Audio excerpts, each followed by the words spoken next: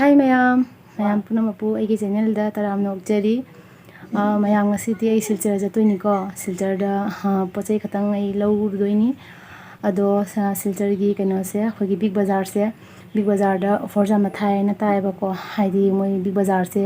lotion gi dore na sudumai na tai ado pochai sing jam hong na moi hujik sale to ma le ba chalaga horen khangani kari pot sale tawriba ado salasi mayam chalaga mayam da kari pot honga chaw leiba kari haidi pochai singdo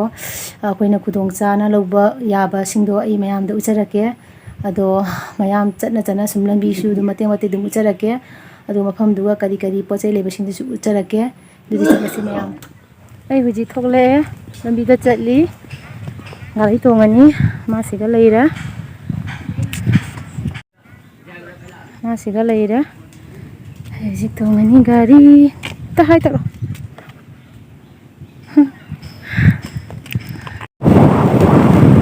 bas sari alo itare sara sadore hoji ta pura hadi hoji mangbodu da disaster ma ge da ne khadani do hoji pura sadore loire khong ka je mai sare ka re sa se nuai bana nuai re ni sa se ka nuai do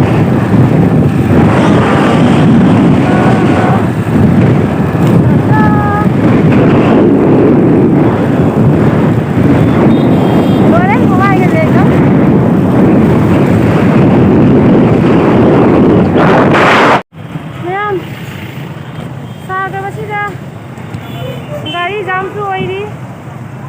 loira sabana loira mani kaje takhe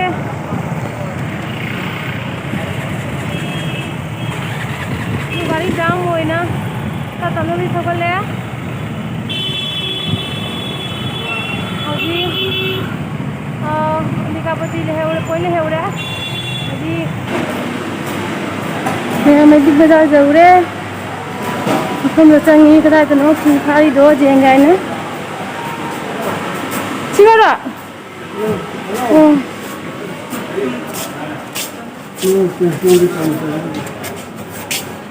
क्या का पीबा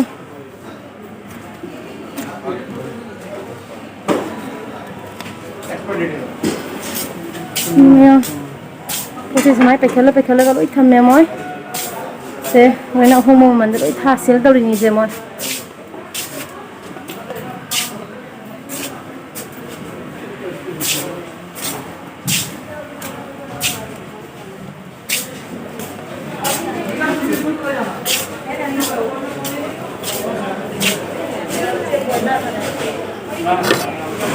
masih nungsibeuna aja muna nungsibeuna yang khang sih oh sabe sila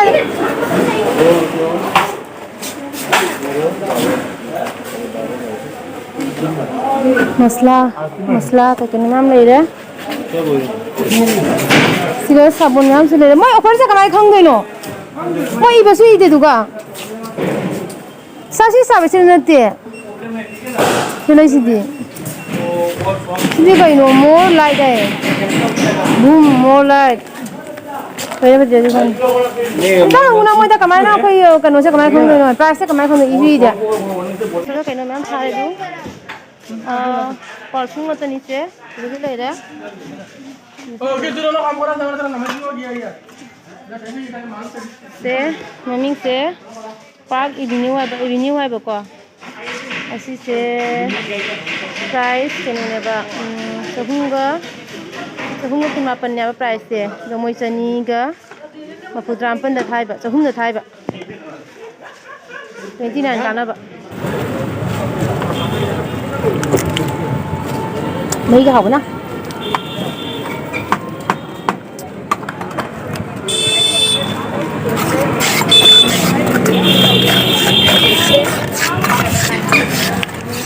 nó phải với người cho kìa già đó nhưng mà chụp kẹp nó chụp cô tụi mình cái nó thế chả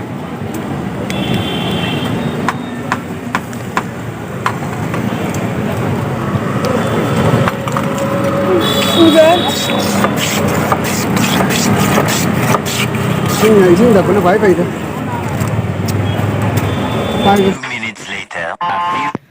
mayam ai hujik jum jawre ado kaina tawre jawa su jamna ware nungsa da chalubani ko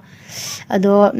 ai big bazar dagi kaino tawre pochai jam lawrokte kharadi lawre ba du jenghalake mayam da Vishal market dagi na khara jam lawre ado mayam da big bazar dagi na kai kai lawrok Vishal market dagi na kai kai lawrok do mayam da jenghanjarake ko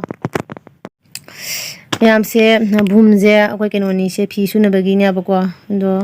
maje kilo ahum ne ba do chani ga hum wapan ina sida do moi samga kunthra ga manga la hawri se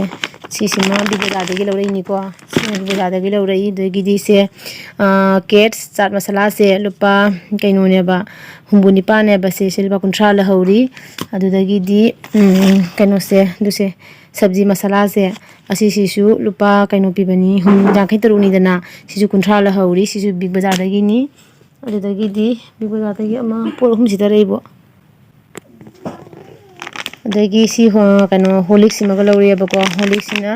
500 gram ne ba chege jega 199 e do mo se 180 la hawri simaga lawri asigi pochai mari se ni ko ina big bazar dagi lawri se aduga aina Vishal dagi lawropaduna ase tai kano se tai ko tan hona bagi se lupa chani da si lawre chani pina lawre aduga si khang se aina jamna pamba na si khang se ado I lawre lupa kaino price kaino ne ba lising ama ko putrampan ne ba ko da changa ko putrampan da moi offer pi ba ko na si simaga lawre duga gidi thamos se simju lawre thamos ina lupa kaino ta bani lupa chamapan ga kaino ne ba mafutrampan ne ba ko changa ga putrampan da lawre sisu offer price ni thamos ina khoi kubok masa ngamdana leibani ne singa chaba do matam pura matam thau tai dana adugi siga hapadi in khra ko mane si se lawre anu dagi di asi glass se si glass ani khasi lawre ba glass ani se lupa kaino ni marfu ne ba ko ado 69 da offer thari ba offer pi ba ko do ani si se ni sima lawre adu dagi di osi odonil se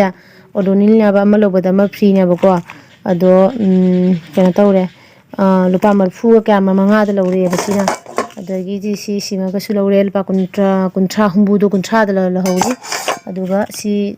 sing sitna ba se si su kuntra ni adagi di asigi tiffin gi kaino se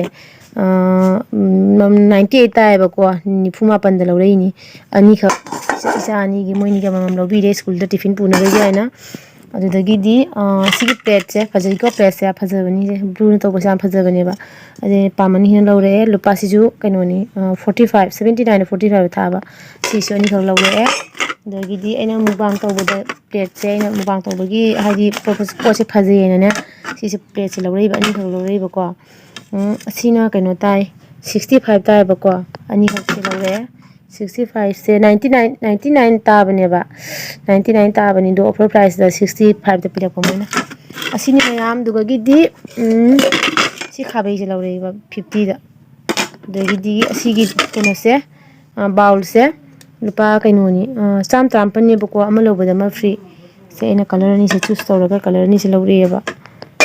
duga lebe daina ulak pesina lebu lawre ba ko mayam hojiti lebu hai mahi thakdo lebu mahi thakningai na ado lebu kun khakta lupa jangkhai da lawre mayam lebu su chawbani ko akhoi jamna mathau tai lebu se ado sini mayam si khaktani lejere ise ado mayam na karigumba ina lelako pochei singida apamba jawi bataragadi chatlaga sum lebiu phangani asi hairaga gi video se matang sida losinjarage bye bye